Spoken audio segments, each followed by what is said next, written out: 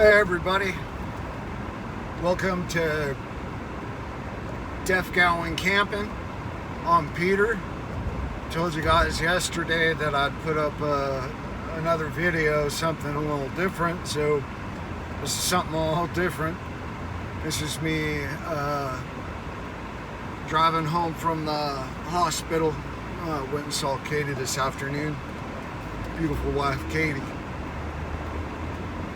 She's not doing too well. That infection's still really kicking her ass. But anyway,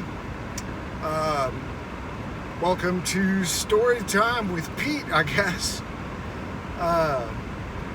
Last night was a long night. Sorry, my hearing aid's acting up. Last night was a pretty long night for me. One of the neighbors was kind enough to come down and drop off a plate of brownies for me yesterday. I'd set them up on top of the deck. That was my fault. I should have remembered that States taught himself how to get up there. But I set him up there while I ran up to the marina bathroom to use the restroom. And he ate the whole plate. Pretty long night. Stayed up. Slept up on top, up on the seating area. Stayed up there, didn't get much sleep. He got sick all over the boat. Out of both ends. He's really lethargic today. So I'm going home to be with him. But I thought I'd tell you all about another camping story from Katie and I. It's kind of a long two-lane highway here on Highway 12 heading back to Isleton. Couple of drawbridges we're going to be going by. Cruising along in our 2017 Volvo XC60. This is going to be my next project. Plan on putting a rooftop camper up on the top and make this a small overlander for solo trips for myself, just for quick little one-nighters and stuff like that. But that's going to be down the road. Probably just start out with an ice chest and sleeping just in the back. But a few years ago, we went on a camping trip out to Don Pedro Lake. It's one of our favorite campgrounds. It's about 2 hours south of Sacramento, but it's a beautiful reservoir, real wooded area, beautiful camping spots, some with RV hookups, some just regular, car camping spots that just have a fire pit and maybe a hose spigot. But we went out there with with my son and her daughter and and my daughter's old boyfriend, little puke sack that I didn't like very much. Well, never mind, that's a different story.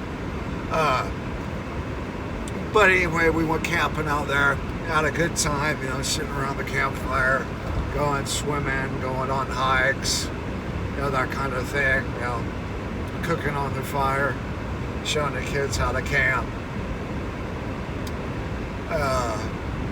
One of my favorite things about being a dad is watching them grow. And as they get older, seeing more and more of my personality come out in them.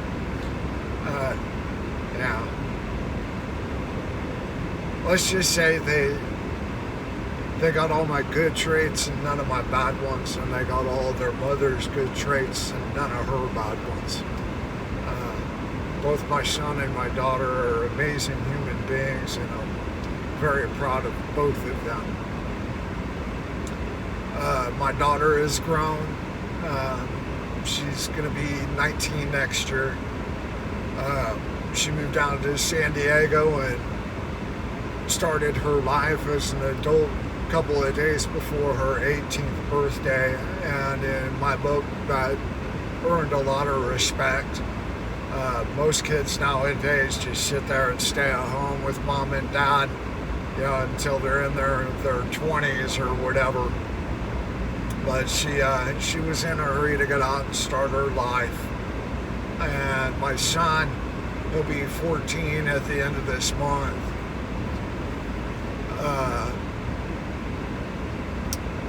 In his last year of junior high, starting high school next year at the same high school that I went to, Rio Americano. Thank God none of the faculty that worked there when I went there still work there, so they're not going to recognize the last name and give my son any crap. Let's just say my high school career was filled with a lot of office time.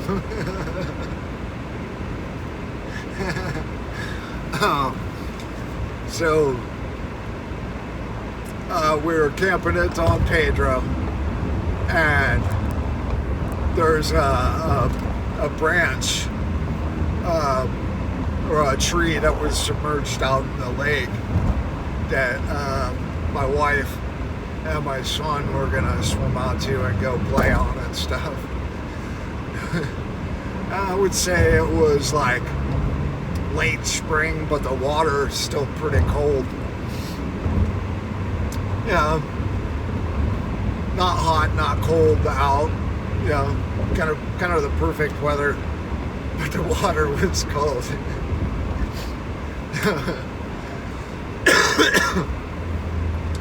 I'll see if I have it on videotape, and I'll load it up later if I do. Got a call coming in. Nope. But they were got down to the water's edge, and they're hesitant to jump in the water, so Katie has to go first. My son was probably only like, I don't know, maybe 10 or so at the time. But they're standing on the shore doing the whole 1, 2, getting ready to jump in, and my son's standing behind her, and she's counting 1, 2, and right on 2, Austin says 3 and pushes her in.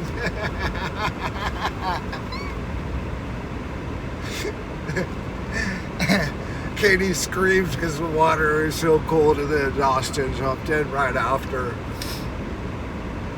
That was a proud dad moment for me, because that's totally something I would do. And later that night,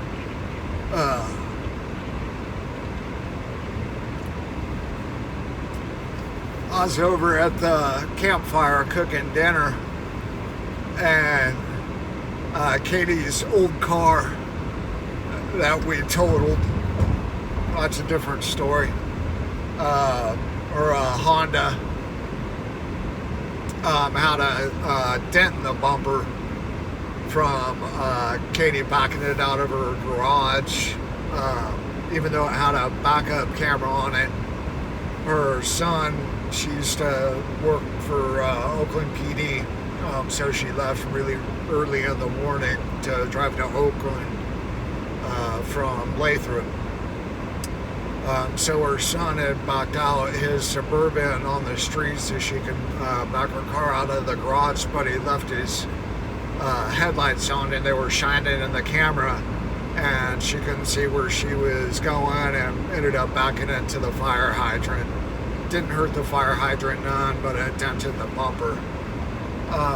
So my daughter's boyfriend, that little puke sack, sitting there talking shit to Katie. Oh, you back up with the backup camera and you still dented your car, blah, blah, blah. Arrogant little prick. So he's running his mouth. He starts talking about how he's so strong. I mean, this kid, it's not like I'm a huge dude or anything like that. Don't get me wrong. I'm not a big old freaking, loped out dude or nothing like that. I stay fit or whatever, but he's sitting there running his mouth on how strong he is. So I'm making dinner, and picnic table was a cement park bench. Not only is it a cement park bench, but it's also bolted to the cement pad.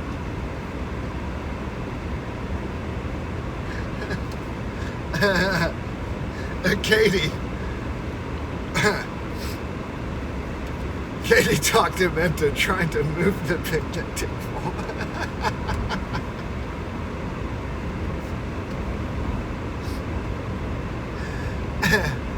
I don't care how big you are. I don't know of any human being that could possibly lift that freaking table, nonetheless move it. I mean, this kid was like 5'4" and 100 pounds soaking wet in a sleeping bag. I mean, he's over there, his face is turning red. He's grunting as he's trying to lift this 2,000-pound freaking table. It probably weighs more than that, plus it's bolted down.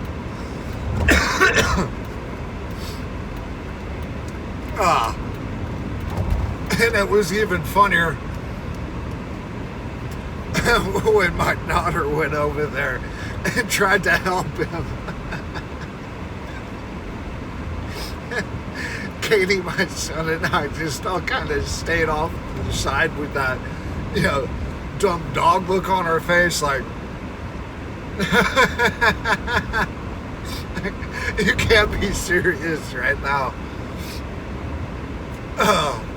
Anyway, they didn't get the table moved, and we proceeded to take that opportunity and the rest of the evening to sit there and make fun of the little bastard.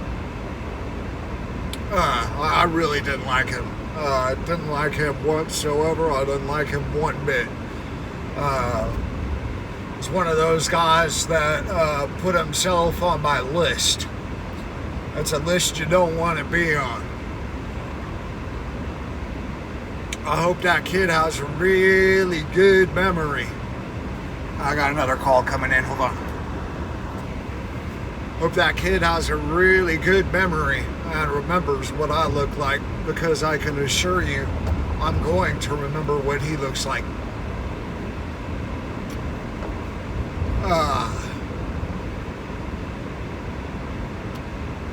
Yeah, there's one thing you don't want to do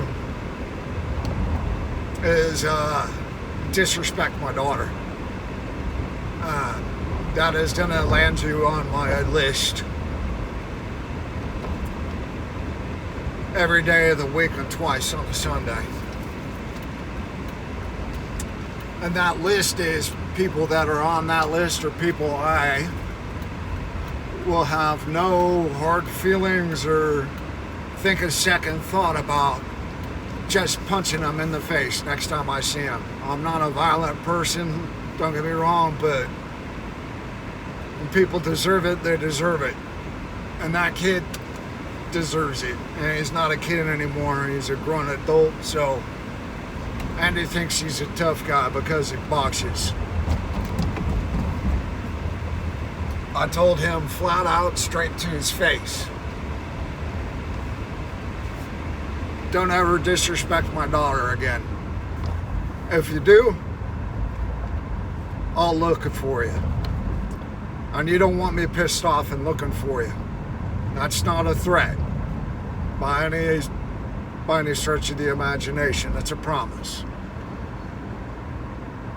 Well, he didn't do something so bad to the point of putting his hands on her to where I would have gone and looked for him, but he definitely landed on my list.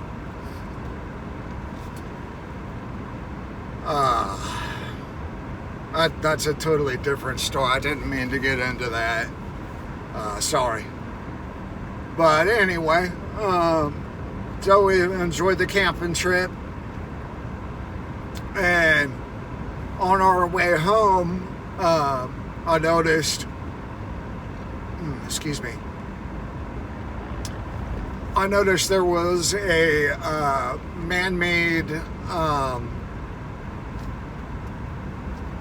bird's nest at the top of this pole. It was a telephone pole, but no power lines or telephone lines running through it. Just, the pole sticking there with the bird's nest on top of it. And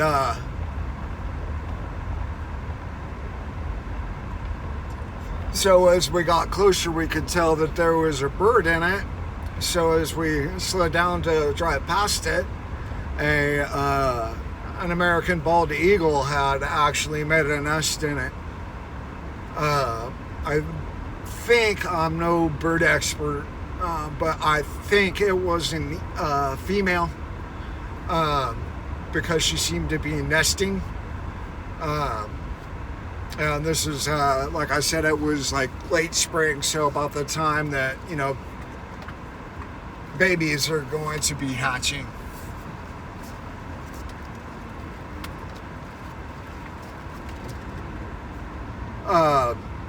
So I think, that's why I think it was a female. And we made the trip home, and got unpacked and enjoyed the trip. So that worked out. It was good timing for the story length. Just pulled back into the marina from the hospital. I have somebody coming out today that's supposed to be taking a look at the Mustang, my beautiful Vivian, that I don't want to sell, but with Katie being in the hospital, bills are really starting to pile up. So, drastic times call for drastic measures. I originally planned on being buried in her, but oh well, I can always buy another car, but I can't replace my wife. So that's the story on that. If anybody's watching this, there is a couple of GoFundMe set up for Catherine Potter on Facebook. So if you went on Facebook and searched Catherine Potter, you would be able to find a couple of different Facebook GoFundMe donation sites. If anybody would like to donate and help out, it would be much appreciated. So I guess that's going to be a wrap up for this video. I'm going to get down to that sick little puppy States downstairs. So don't forget to like, subscribe, share, and please comment. I would really like to start interacting with people on my channel. If you have any questions or anything about camping, about being deaf, I'm not an expert on that either. I'm just deaf. Or if you have any comments or whatever, please feel free to leave it down in the comments below. All right, well, that's been another edition of Deaf Going Camping. Hope you enjoyed it, and I will try to do another video tomorrow. Talk to you guys soon. Bye-bye.